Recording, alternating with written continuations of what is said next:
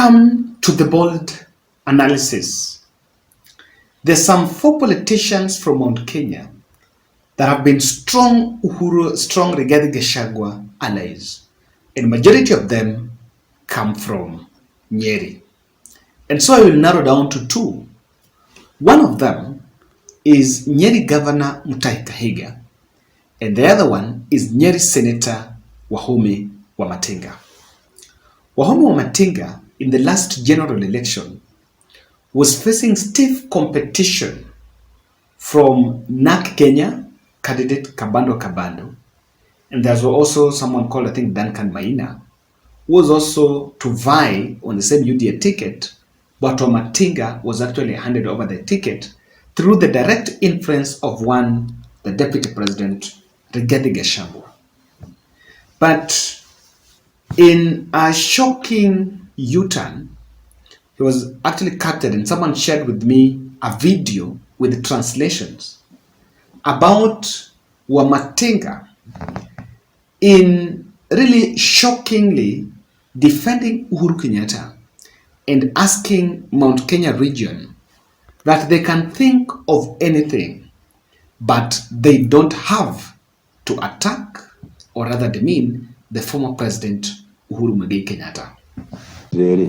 Kumo hede ya demina mathathi thwere anakorwo rinene muno ya Mugikuyu no Mugikuyu kuririkani hede ya bara ya mau ti muthungu ahuraga Mugikuyu ni ngati ni komerera ni kamatimu mahura Mugikuyu umuthi tuli thirikari-ini o tore twari hede ya Moi tore twari hede ya Kibaki no twari hede ya Kenyatta thu nene ya Mugikuyu no Mugikuyu na ithuĩ Mugikuyu ndimenya kĩrĩa gĩtũmaga twĩtĩkie atĩ ndingĩhoria your candle yakwa nĩ gũ shine brighter.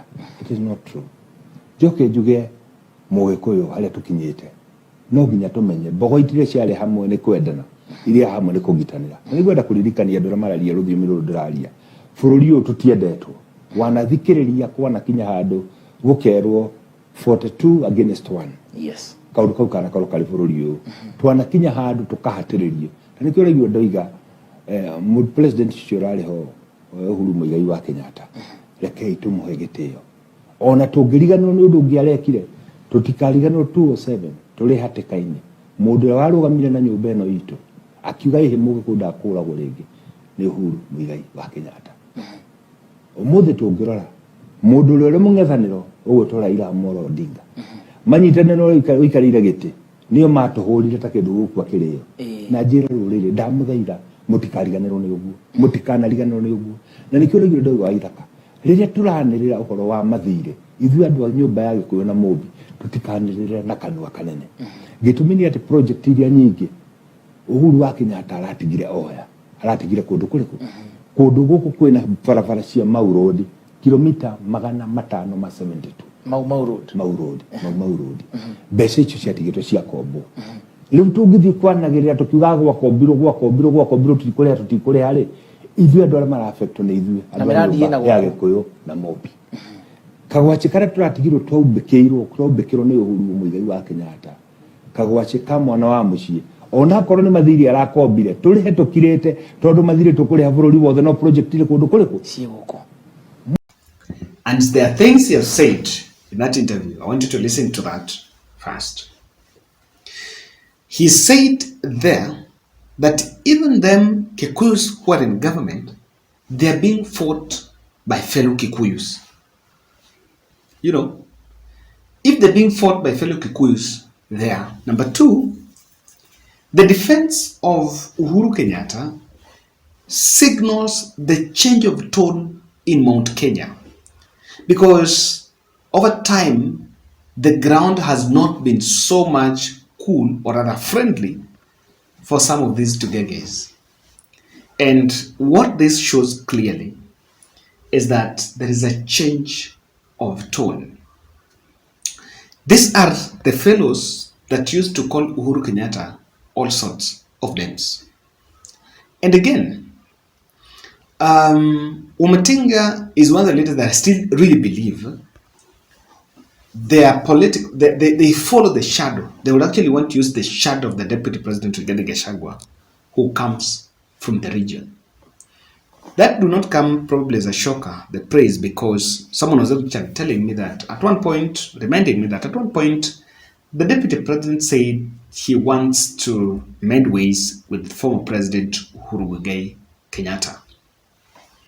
Tugege seems to be in a big fix and are moving, trooping back to their senses very fast. They are getting the baptism very fast. And you know, that statement was in a mainstream television station where I believe that as you're speaking there, quite a number of young people from the Mount Kenya and even from that region were watching. And it's very intentional that the message is spreading.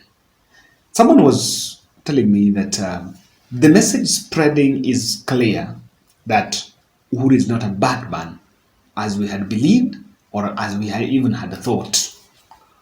Uhuru is not that bad man that we were told.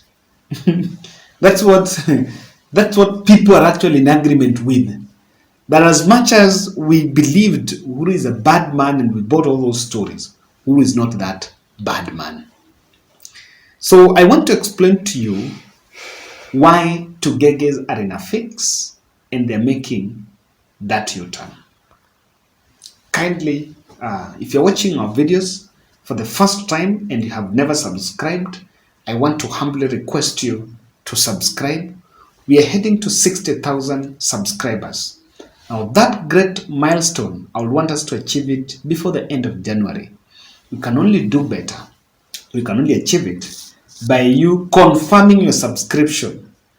And you click the subscription button there and the notification button next to it. When you click the notification button, whenever we publish a video here, you'll be getting the notifications, and of course, you will not miss any of our videos. So kindly support us, support this podcast. There are 4 reasons. 4 reasons why people are going back to Uhuru Kenyatta.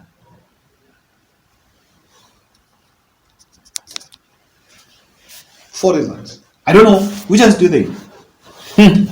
Wewe unadhani kwa nini? It is no longer, the tone is changing. It's no longer Uhuru is their enemy. You know, in 2022, the tone was Uhuru is an enemy of the region. The venom was planted. Kenyatta family, the dynasty, the buyer, all that.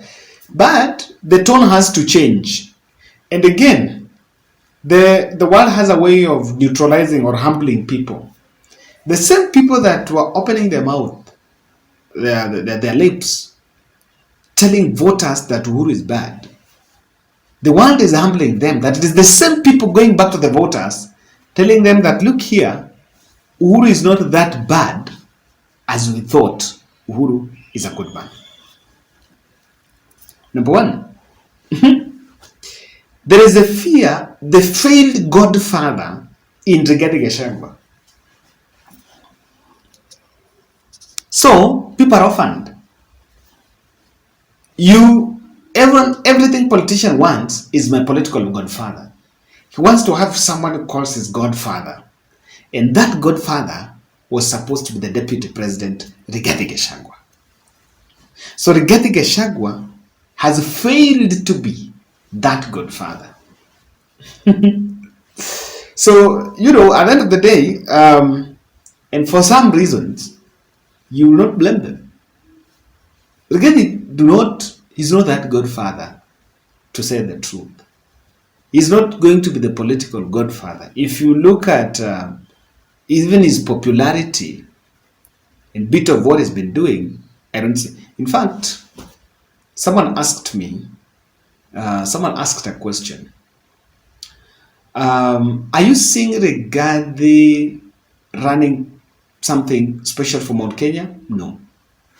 Are you seeing Ricky G pushing around something that you can say now this is a nationalist and someone you can align with? No. But then, they know very well as that is going on, Uhuru still remains their political godfather.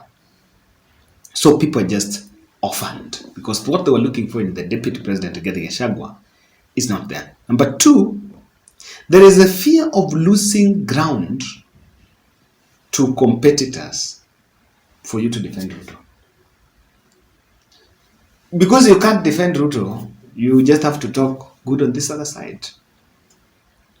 If you defend Ruto, you will be seen as a man who is not in reality. You don't know what's happening on ground. Haujui ground kunaenda aje. Because you don't know, you need to stick on that side. So that is why the issue of political godfather, that is why the issue of going back to the Uhuru side is very important. Because that's what the people are saying. The truth of the matter here is that the projects that were initiated by Uhuru Kenyatta, that people still see to date. So you cannot write off Uhuru Kenyatta. Number four, I think is the dead UDA euphoria. The UDA euphoria is dead for many reasons. Dead for many reasons. The people that projected themselves as pro Mount Kenya and people who are looking after Mount Kenya, those people ran away. They went back to their usual political bases, and UDA is no longer there. I'm not saying it's no longer there, but it's not having that strong strength. They've never done any event. They've never done any registration drive. Mutahi Kahiga was complaining that the regional office in Nyeri has been sidelined, and they're not getting much of the support as expected. So, and the UDA in Mount Kenya was a very short wave. It's not a very short wave. It was a very misguided wave in the sense that it did not have much of that blessings. It did not have principle that could resonate with voters after. It was simply pegged on, nimeteswa na Uhuru, shamba yangu nimenyang'anywa, watoto wangu wanapigwa sijui nini, mimi. It was just pegged on some emotional connotations without a principle. It was never pegged on. It was pegged on Uhuru is bad. In fact, the person who was mostly being spoken about in the UDA front were actually Uhuru Kenyatta. So that is why, for me, it did not hold. And lastly, I see it that people are just trying to strategize, looking at ways of surviving. In politics, you must survive because sometimes things are not constant. Things change. So because things change, if you don't change, then you are the one that will stand to lose. If you become rigid that I'm not going to entertain that, I'm not going to listen to what this person is saying, and that is why people are simply trying to reposition themselves. Thank you.